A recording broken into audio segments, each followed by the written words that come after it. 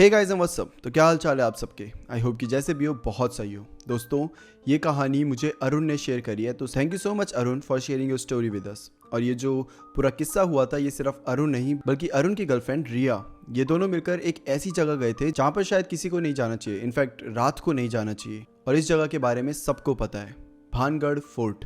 एक ऐसा किला जो इंडिया का one of the most famous haunted किला है, और सिर्फ किला ही नहीं बल्कि हॉन्टेड प्लेस है। कहते हैं कि रात को वहां पर बिल्कुल नहीं जाना चाहिए। इनफैक्ट खुद गवर्नमेंट ने ये सारी चीजें बता के रखी है, बट स्टिल कभी कभी हम कुछ ऐसी चीजें कर देते हैं जो हमें कभी नहीं करनी चाहिए और जिसका खामियाजा हमें जिंदगी भर भुगतना पड़ता है। और ये कहानी भी कुछ ऐसी ही है। अर्जुन और रिया एक दूसरे के साथ 2 साल से थे। उनका रिश्ता अब काफी गहरा हो चुका था, लेकिन रोजमर्रा की जिंदगी में ये दोनों अपनी अपनी लाइफ में बिजी हो चुके थे, जिसकी वजह से आए दिन इनके बीच बात करना, कम्युनिकेट करना और मिल पाना ये सब थोड़ा मुश्किल हो गया था। इसी बीच एक रात की बात है जब रिया और अर्जुन दोनों छत में थे। रिया अपने हाथ में कॉफी लिए सोच रही थी और सोचते सोचते ऐसे ही मजाक मजाक में कहती है कि चलो कहीं छोटी सी ट्रिप पे चलते हैं, सिर्फ हम दोनों, ना कोई काम, ना कोई दोस्त और ना ही कोई डिस्ट्रैक्शंस। अर्जुन भी इस बात को सीरियस लेता है और अपना लैपटॉप उठाता है और ट्रैवल करने के लिए डेस्टिनेशंस ढूंढने लग जाता है। ऋषिकेश, नैनीताल, हिमाचल,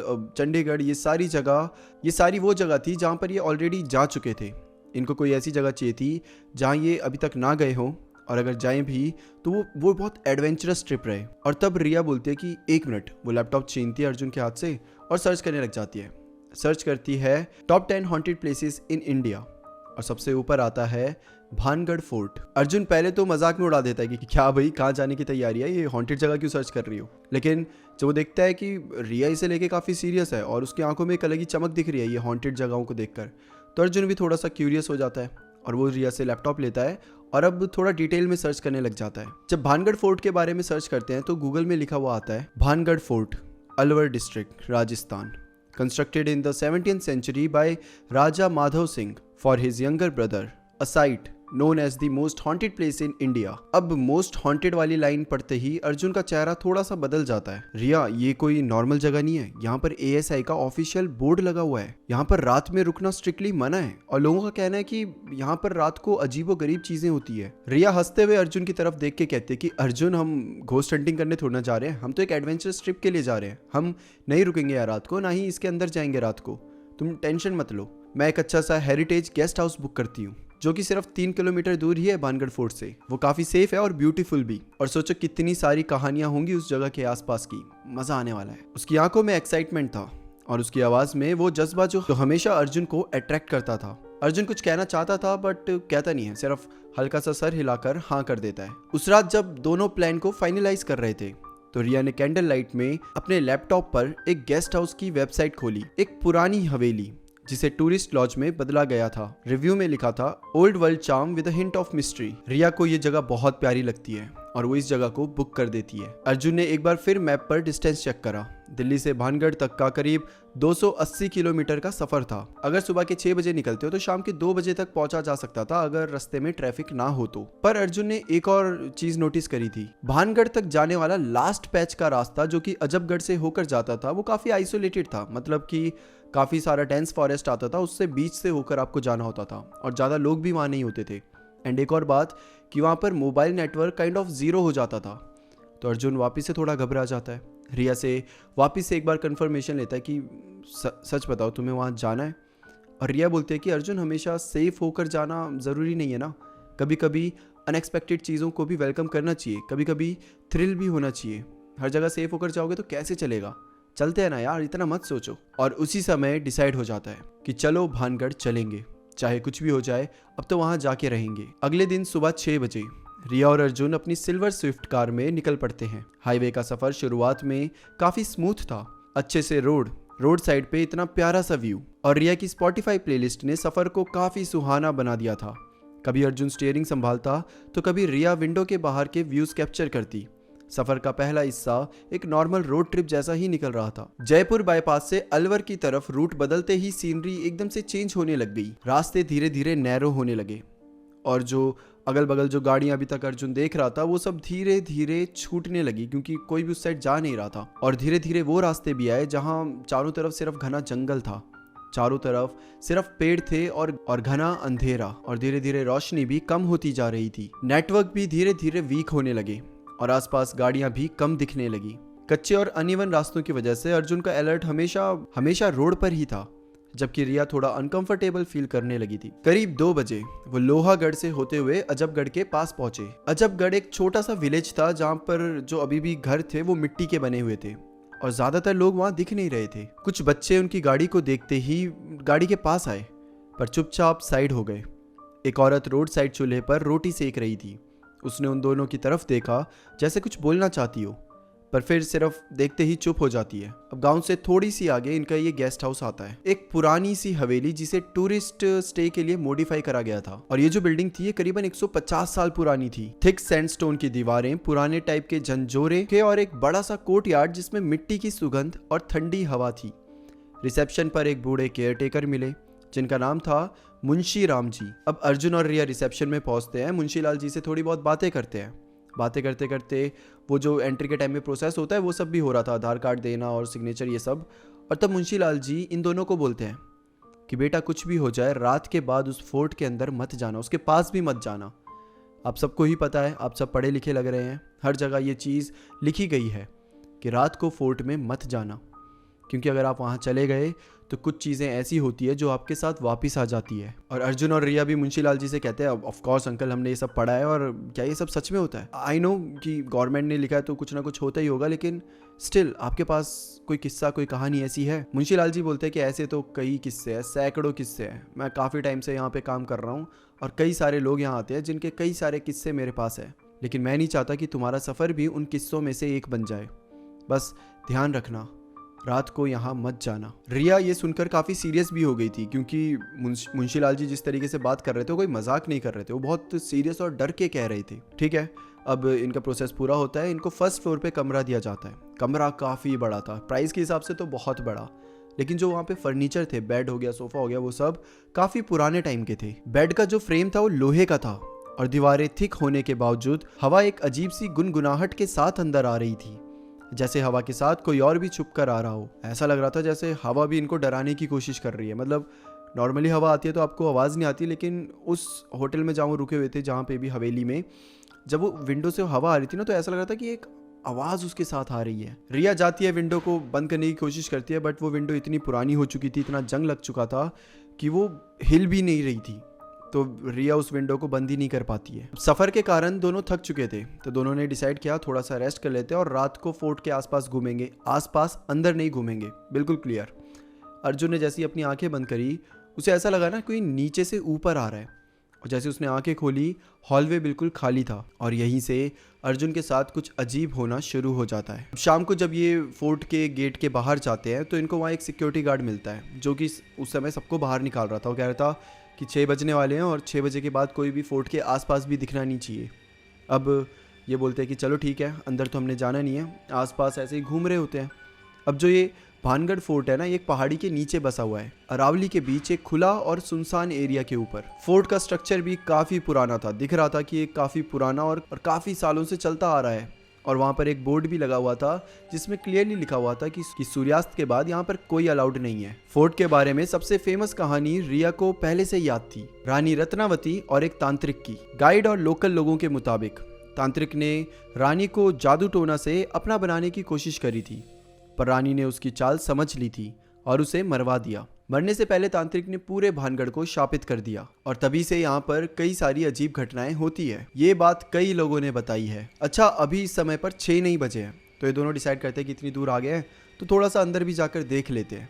अब जब ये दोनों भानगढ़ फोर्ट के अंदर जाते हैं तब ये महसूस करते हैं कि हवा में ठंडी और एक अजीब सी बू आ रही थी। ना ये तो किसी मिट्टी की स्मेल थी और ना किसी इंसान से आ रही थी।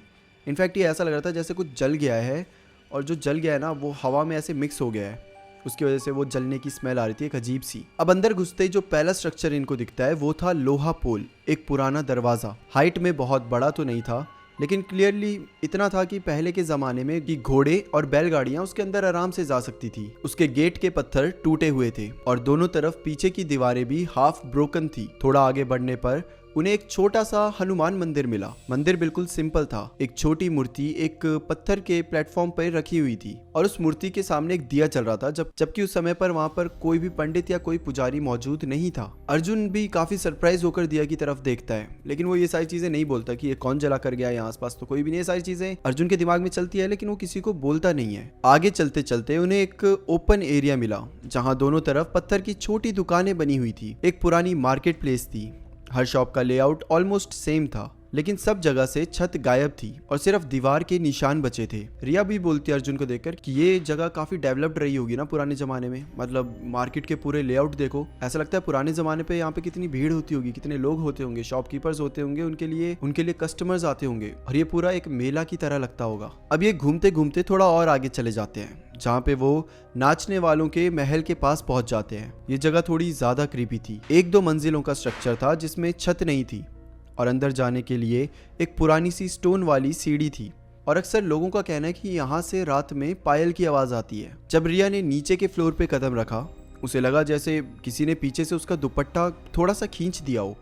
उसने तुरंत पीछे मुड़ के देखा, पर कोई भी नहीं था। अर्जुन, तुमने फील किया क्या, जैसे किसी ने मेरा दुपट्टा पकड़ा हो? उसने थोड़ा घबरा के अर्जुन से पूछा। अर्जुन ने आसपास देखा और कहा, शायद हवा थी, ये तुम्हारा खुद का इल्यूजन होगा। पर अर्जुन को भी अंदर से थोड़ा सा अजीब और क्रीपी सी वाइब आ रही थी, लेकिन फिर भी उसने रिया को उसका वहम बता दिया। शाम 6 बजे के आसपास दोनों गेट की तरफ लौट आए। सिक्योरिटी गार्ड ने उनसे कहा कि अंदर रुकना अलाउड नहीं है, इसलिए सब लोग निकल रहे हैं। उनके अलावा कुछ और लोग भी थे जो वहां से वापस जा रहे थे। छोटी फैमिलीज, 2 फॉरेन टूरिस्ट और एक फोटोग्राफी ग्रुप। लेकिन जैसे जैसे अंधेरा बढ़ने लगा, सब लोग उस फोर्ट में से बाहर आने लगे। रिया और अर्जुन भी जाते वक्त फोर्ट की तरफ एक लास्ट बार मुड़कर देखते हैं।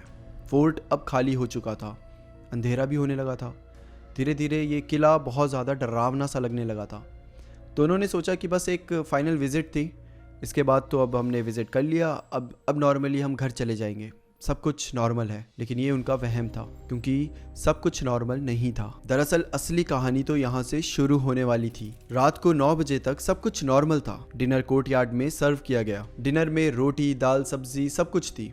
अर्जुन और रिया वो सब खा रहे थे और उधर जो और भी लोग रुके हुए थे वो सब भी वहाँ पर कहीं ना कहीं डिनर कर रहे थे।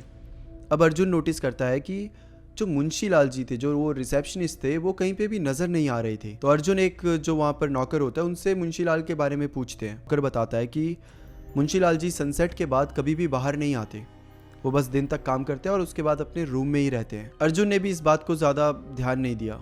इसके बाद खाना वाना खाने के बाद अर्जुन और रिया दोनों अपने कमरे में आ जाते हैं। कमरे में काफ़ी ज़्यादा ठंडी थी, क्योंकि वो जो उनकी खिड़की थी वो बंद ही नहीं हो रही थी। अब अर्जुन जाता है, उस खिड़की के पास खड़ा होता है, तो वहाँ से वो ठंडी हवा आ रही थी। वो कह रहा था यार ऐसे तो नहीं चलेगा। वो क्या करता है, कुछ कर्टेन्स लेता है और बिल्कुल खिड़की के आगे ऐसे लगा देता है, ताकि एटलीस्ट उतनी ठंडी हवा उतनी ज़ोर से ना आए। जिसके बाद ये दोनों लाइट्स ऑफ कर देते हैं और अंधेरे कमरे में बेड के ऊपर सो जाते हैं। रिया ने अपनी आंखें बंद करी ही थी कि उसने एक हल्की सी आवाज़ सुनी, पायल की आवाज़।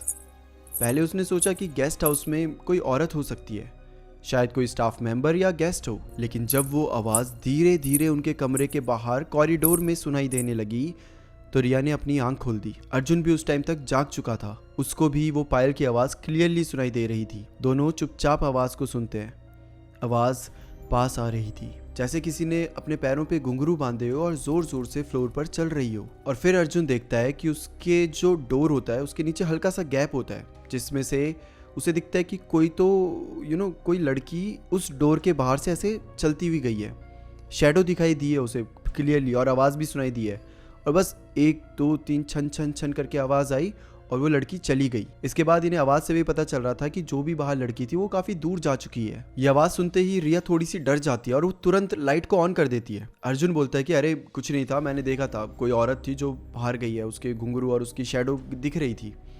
रिया काफ़ी डर गई थी ये आवाज़ सुनते ही, क्योंकि क्या होता है ना, जब वो आवाज़ एकदम से आती तो तुम इतना ध्यान नहीं जाता, लेकिन काफ़ी टाइम से धीरे धीरे धीरे वो आवाज़ आ रही है। तो रिया ने अपने दिमाग में एक अलग ही सिनेरियो बना दिया है, वो पहले ही डर चुकी है। तो अर्जुन रिया को लेकर बाहर जाता है कि देखो यार वो लड़की थी, तुम डरो मत। जैसे गेट खोलकर देखता है, पूरा हॉल खाली था, कोई बाहर नहीं था, ना कोई गेस्ट, ना कोई नौकर, ना कोई होस्ट, कोई भी नहीं। इनफैक्ट जो पूरा गेस्ट हाउस था उसकी जो लाइट्स थी वो भी काफ़ी ज़्यादा डिम थी, जिसकी वजह से बहुत दूर तक दिखाई नहीं दे रहा था। तो अर्जुन को भी समझ नहीं आया कि अभी तो वो लड़की सामने से गई, अभी कैसे गायब हो गई। दोनों एकदम से चुप हो जाते हैं। अर्जुन भी कुछ नहीं बोलता और रिया भी कुछ नहीं बोलती। दोनों गेट को बंद करते हैं और बस ये सोच रहे थे कि वो अगर कोई सामने से गया तो गया कहाँ, क्या किसी गेस्ट और किसी रूम में चला गया अंदर, या फिर ऐसा भी हो सकता है कि अंधेरे की वजह से वो दूर चला गया है तो दिखाई नहीं दे रहा। अब ये दोनों वापस से बेड पर चले जाते हैं, लेकिन ना इन्हें नींद ही नहीं आ रही। दोनों का दिमाग, दोनों आपस में ऐसे नहीं बोल रहे कि तुझे भी ऐसा फील हो रहा है क्या, ये वो, लेकिन दोनों के दिमाग में यही चल रहा है कि यार ये क्या चल रहा है। ये मतलब बहुत क्रीपी सी अजीब सी वाइब आ रही थी इन्हें। एक तो वैसे ही नई जगह आए हुए थे, ऊपर से भानगढ़ फोर्ट जो कि मोस्ट हॉन्टेड जगह है, और ये सर्च करके आए हैं, तो इन्हें दिमाग में कहीं ना कहीं वो भी चल रहा है कि हम एक मोस्ट हॉन्टेड जगह होकर आए हैं और हम उसी के आसपास रह रहे हैं। और उसके बाद ये आवाज़ें सुनाई देना, एक पायल की आवाज़ सुनाई देना, जाके देखना कोई बाहर था ही नहीं। ये सारी चीज़ें कहीं ना कहीं लीड कर रही थी टूवर्ड्स द फियर, जिसकी वजह से ये लोग सो ही नहीं पा रहे थे, बहुत डरे हुए थे। रिया ने अर्जुन को पकड़ लिया था, अर्जुन ने रिया को संभालने की कोशिश करी कि कोई बात नहीं, सो जाओ करके। ऐसे 10 बार तो इन्होंने एक दूसरे को गुड नाइट बोल दिया कि हाँ ठीक है सो रहे, गुड नाइट, लेकिन फिर कोई सो ना पा रहा। दोनों सूरज के उगने का सिर्फ इंतज़ार कर रहे थे कि कैसे भी करके एक बार सुबह हो जाए, सब कुछ नॉर्मल हो जाएगा। उस समय पर एक एक मिनट इनके लिए घंटों जैसा था। अब सुबह हो जाती है। सुबह होते ही दोनों ने अपना सामान पैक करा और डिसाइड करा कि ठीक है इस गेस्ट हाउस में अब और नहीं रुकेंगे। जाते हैं और रिसेप्शन में जाके चेकआउट कर रहे होते हैं। रिसेप्शन में मुंशी राम जी होते हैं। वो समझ जाते हैं कि इनके साथ कुछ तो हुआ है। जो लोग 2-3 दिन के लिए यहाँ पर रहने आए थे वो एक ही दिन में, इनफैक्ट एक दिन पूरा भी नहीं हुआ था, और छोड़ के जाने वाले हैं। अर्जुन बड़े कामली बोलता है कि अरे बस यहाँ पर इतना ही घूमना था, अच्छा था, सब कुछ अच्छा था, बट अब हम जा रहे हैं। और जब ये दोनों जाने लगे तो मुंशी राम जी पीछे से इन्हें कहते हैं कि कुछ यादें अगर पीछे रह जाएं तो ही अच्छा होता है, हर यादों को साथ ले जाना सही नहीं होता। ये बात थोड़ी अजीब थी, लेकिन उस मोमेंट पर अर्जुन ने ज़्यादा नहीं सोचा। दोनों सीधा कार में बैठे और बिना रुके दिल्ली की तरफ निकल गए। सुबह 6 बजे अर्जुन ने कार स्टार्ट करी। रिया फ्रंट सीट पर थी, थोड़ी थकी हुई और थोड़ी खामोश। रिया ने पीछे मुड़कर एक बार फोर्ट की तरफ भी नहीं देखा। उस जगह की हवा में अभी भी कुछ तो था, जिससे रिया को काफी डर सा लग रहा था, जैसे कोई चीज उनके पीछे ही पड़ गई हो, जैसे कोई हवा, कोई वो स्मेल, पता नहीं क्या था, लेकिन वो रिया का पीछा छोड़ ही नहीं रही थी। रिया सुबह भी हो गई, उस फोर्ट से बाहर भी आ गई, गेस्ट हाउस भी छोड़ दिया, लेकिन वो डर अभी भी रिया के दिल में कहीं ना कहीं था। अर्जुन ने गाड़ी का एक्सीलरेटर दबाया और कार जंगल वाले रास्ते पर आगे बढ़ने लगी। रोड ऑलमोस्ट खाली था, सिर्फ घने पेड़, कभी कभी 1-2 लंगूर भी दिख जाते थे। पर जैसे जैसे वो अजबगढ़ से दूर बढ़ने लगे, उनके साथ कुछ अजीब होने लगा। कार में जीपीएस ऑन था, डायरेक्शन भी सही चल रही थी, लेकिन 15 मिनट के बाद वो डायरेक्शन कुछ अजीब तरीके से बिगड़ने लगी। जीपीएस ने फिर से उन्हें अजबगढ़ वाले जंक्शन के पास ही वापस भेज दिया, मतलब गाड़ी को घुमा फिरा के वापस वहीं भेज दिया जहाँ से शुरू हुए थे। अर्जुन ने इतना ध्यान नहीं दिया, वो बस चले जा रहा था गूगल के ऊपर पूरा भरोसा करते हुए। लेकिन रिया जो बाहर देख रही थी, आसपास का पूरा नज़ारा देख रही थी, वो कहती है कि अर्जुन हम 15 मिनट पहले यहीं से तो गए थे ना। अर्जुन भी बोलता है कि अरे हाँ यार, हम तो यहीं से गए थे 15 मिनट पहले, मैं वापस यहाँ कैसे पहुँच गए। समझ नहीं आ रहा है जीपीएस क्या कर रहा है। अब अर्जुन के दिमाग में क्या चल रहा है कि नेटवर्क का इशू आ रहा है, तो उस वजह से जीपीएस थोड़ा बिगड़ जा रहा है, नेटवर्क के बिना वो शायद कहीं और ही ले जा रहा है। अब अर्जुन वापस से दिल्ली डालता है, वापस निकलता है और 20-25 मिनट बाद यहाँ वहाँ घूमने के बाद वापस वहीं पहुँच जाता है, सेम उसी जगह पर। अब यहाँ पर इनके साथ कुछ अजीब होने लगा। सुबह के 6 बज रहे थे, लेकिन अभी भी ना वो पूरी रोशनी नहीं आई थी और रास्ते में काफ़ी फॉग भी था। अब अर्जुन जब गाड़ी चला रहा है तो हेडलाइट्स जो फॉग को चीरते हुए आगे तक जा रही थी। रिया देखती है कि सामने एक आदमी रास्ते पे पड़ा हुआ था, उसके हाथ ऐसे सीधे से थे और पैर भी सीधे थे। रिया एकदम झटके से अर्जुन का हाथ पकड़ती है और बोलती है कि रुको, वो जिंदा है क्या। अब वो जो आदमी था उसने कुछ सफ़ेद रंग का सूट पहना हुआ था। अर्जुन ने भी एकदम से जोर से ब्रेक दबाई और जैसे तेज गाड़ी चलते हुए ब्रेक दबाते तो कैसी आवाज़ आती है चिड़ करके, वो आवाज़ के साथ वो गाड़ी वहाँ पर रुक जाती है। धीरे धीरे अर्जुन गाड़ी को और आगे ले जाता है और वो जो आदमी था ना वो बीच रास्ते में नहीं था, रास्ते के कोने में था। तो धीरे धीरे वो आगे जाते हैं। रिया उस आदमी को और ध्यान से देखती है, काफ़ी डरी हुई, और देखते देखते वो अर्जुन को बोलती है कि एक बार इसको देखना, इसके पैर उल्टे हैं। अर्जुन भी ध्यान से देखता है तो एक्चुअली उस आदमी के जो पैर होते हैं वो पूरे उल्टे थे। और जब गाड़ी धीरे धीरे एकदम बगल में आ जाती है ना उस आदमी के, तो ये देखते हैं कि वो आदमी वहां पर होता ही नहीं है, वहां पर कोई भी नहीं था। एक पल में जैसे किसी ने पूरी बॉडी को हवा में घुला दिया हो। अर्जुन ने जोर से ब्रेक दबाया और कार को वहीं रोक दिया। अब दोनों एक साथ उस कार से जहां वो आदमी था उस साइड झुककर देखने लग जाते हैं, घूरने लग जाते हैं। और रोड पर सिर्फ एक चीज थी, एक छोटी सी लाइन जहां पर लाल सिंदूर जैसा पाउडर छिड़का हुआ था। गाड़ी की लाइट की वजह से पाउडर का रंग एकदम चमक सा रहा था। जैसे किसी ने अभी अभी छिड़का हो, और उसके पास एक मुरझाया हुआ चमेली का हार था। वो हार पूरे तरीके से ब्राउन पड़ चुका था, फूल सूखे हुए थे। ये सब देखकर रिया काफी घबरा जाती है और अर्जुन से कहती है कि चलो यहाँ से, अर्जुन प्लीज यहाँ से चलो अभी के अभी। पर अर्जुन वॉज ब्लैंक। अर्जुन भी बहुत घबरा गया था क्योंकि ये सब कुछ बहुत अजीब हो रहा था। एक आदमी का दिखना और उसके बाद वहां पर वो आदमी ना होना, उसकी जगह ये ऐसी चीजें मिल जाना, ये सब बिल्कुल नॉर्मल नहीं था। अर्जुन भी तुरंत गाड़ी स्टार्ट करता है और वहां से निकल जाता है। अब अर्जुन गाड़ी को काफी स्पीड से चला रहा था। सामने एक शार्प टर्न सा आता है और शार्प टर्न के पहले ही हेडलाइट की रोशनी में एक परछाई सी दिखती है। एक बूढ़ा आदमी जिसका जिस्म झुका हुआ था। एक हाथ में लंबी लाठी थी और दूसरे हाथ में एक घंटी थी। उसका चलना नॉर्मल नहीं था, वो लंगड़ा रहा था और उसकी घंटी हर कदम एक साथ बज रही थी। और घंटी की वो आवाज उस खाली से शांत से रास्ते में इतनी जोर से बज रही थी कि लिटरली इनके कानों को चुभ रही थी वो। अब रिया और अर्जुन वापस देखते हैं कि ये कौन पागल आदमी है जो एकदम ऐसे चल रहा है, वो भी बीच सड़क में। अर्जुन क्या करता है, बार बार हॉर्न बजाने की कोशिश करता है, लेकिन वो बूढ़ा आदमी सामने से हट ही नहीं रहा था। अर्जुन भी इरिटेट होकर कहता है कि पागल आदमी है क्या, जो भी है ये एकदम बीच में क्यों चल रहा है, मर जाएगा किसी दिन। अर्जुन क्या करता है कि अब गाड़ी स्लो करता है और बीच की जगह से साइड में लेता है अपनी गाड़ी और साइड से बाईपास करने की कोशिश करता है। अब जैसे ही वो उस आदमी के बगल से जा रहा होता है और बाईपास कर देता है, और तभी एकदम से वो आदमी झटके से इनके जस्ट बगल में आ जाता है। मतलब कायदे के हिसाब से वो आदमी अब पीछे चले जाना चाहिए क्योंकि अर्जुन ने उसे खींच लिया, आगे चला गया वो गाड़ी से, लेकिन वो आदमी इनके जस्ट बगल में था और ऐसा लग रहा था जैसे वो भाग भी नहीं रहा, लेकिन जस्ट इनके बगल में ही है। गाड़ी आगे भगा रहा है, अर्जुन स्पीड भगा रहा है, लेकिन स्टिल वो आदमी इनके बगल में ही है। ऐसा लग रहा था जैसे कि वो आदमी हवा में उड़ रहा हो। ऐसा लग ही नहीं रहा था कि वो आदमी चल रहा है, ऐसा लग रहा था जैसे वो आदमी इनके हवा में उड़ रहा हो, या फिर गाड़ी के साइड में ऐसे खड़े नहीं हो जाते लोग, तो ऐसे साइड में खड़ा हो, क्योंकि गाड़ी कितनी भी तेज कर लो, स्लो कर लो, ब्रेक लगा दो, यहाँ वहाँ कुछ भी कर लो, वो आदमी बगल में ही दिख रहा था। उस आदमी का चेहरा एकदम सफेद था, आंखें खुली हुई लेकिन आई बॉल्स बिल्कुल भी नहीं थे, एकदम सफेद आंखें, और उसका मुंह आधा खुला हुआ था जैसे कुछ बोलने की कोशिश कर रहा हो लेकिन बोल नहीं पा रहा था। अर्जुन जोर से ब्रेक लगाता है। जोर से ब्रेक लगाने की वजह से टायर एकदम ऐसे घिस जाते हैं और गाड़ी खुद 180 डिग्री टर्न ले लेती है। रिया ने तो अपनी आंखें भी बंद कर दी थी और जोर से जो साइड में हैंडल होता है उसे पकड़ लिया था। और जब अर्जुन वापस से अपनी गाड़ी के आसपास देखता है तब वहां कोई नहीं होता, पूरा रास्ता खाली था, सिर्फ अर्जुन की गाड़ी उस पूरे रास्ते में थी। ये दोनों एकदम घबरा जाते हैं, इन्हें समझ ही नहीं आता कि ये क्या हो रहा है। पहले वो लेटा हुआ आदमी और फिर ये बूढ़ा आदमी। अर्जुन बिना ज्यादा सवाल जवाब किए एक्सीलरेटर को पूरे जोर से दबाता है और अपनी गाड़ी में हनुमान चालीसा ऑन कर देता है। उसके बाद वो रिया को भी बोलता है कि अपनी आंखें बंद कर लो और अब कुछ मत देखना, और अर्जुन अपनी गाड़ी को सीधा चलाने लग जाता है। करीबन आधे घंटे चलाने के बाद अब धीरे धीरे सुबह और होने लग जाती है। रोशनी अच्छी खासी आ चुकी थी और अगल बगल भी अब अर्जुन को लोग दिखना शुरू हो गए थे। पहले ये सब कुछ देखकर अर्जुन थोड़ा सा रिलैक्स फील करता है। उसे लगता है कि फाइनली अब वो सेफ है, लेकिन कहीं ना कहीं उसके अंदर एक डर भी था कि वो बूढ़ा आदमी, वो जो आदमी लेटा हुआ था, वो सब, और वो पायल की आवाज़, वो सब कुछ तो था, कुछ तो एंटिटी थी, और बस ऐसा ना हो कि वो इनका पीछा कर रही हो। और फिर अर्जुन को मुंशी लाल जी की बात भी याद आती है कि कुछ यादें होती है जो आप यहीं छोड़ दो तो बेटर है, साथ ले जाओगे तो दिक्कत आएगी। ये सब सोचते हुए वो आगे ही बढ़ रहा था। तभी वो रिया को उठाता है जो कि सो चुकी थी, जिसके बाद रिया उठती है, पूछती है कि क्या हुआ, वो सब क्या था, ये वो, और अर्जुन भी बोलता है कि छोड़ो ना, जो भी था पीछे रह गया, अब बस दिल्ली पहुंचते हैं और उसके बाद थोड़ा रिलैक्स करेंगे। और फिर हंसते हुए कहते हैं कि तुम्हें थ्रिल चाहिए था ना ट्रिप पर, लो इससे ज़्यादा थ्रिल और क्या होगा। और रिया भी थोड़ा हंसने लग जाती है और दोनों वापस से हंसते खेलते दिल्ली पहुंच जाते हैं। इतना लंबा सफर था, पहले तो जाने की ड्राइव, थोड़ी देर उसने रेस्ट करा, वापस से ड्राइव करके वापस आ रहा है, तो अर्जुन तो बहुत थक गया था। जाता है अपने रूम में जाकर सीधा सो जाता है और रिया भी अपने घर चले जाती है। जिसके बाद लकीली इनके साथ कुछ खराब हुआ नहीं। अर्जुन को लग रहा था कि शायद वो एंटिटी कहीं इनके साथ ना आ जाए, शायद वापस से इनके साथ कुछ उल्टा सीधा ना हो।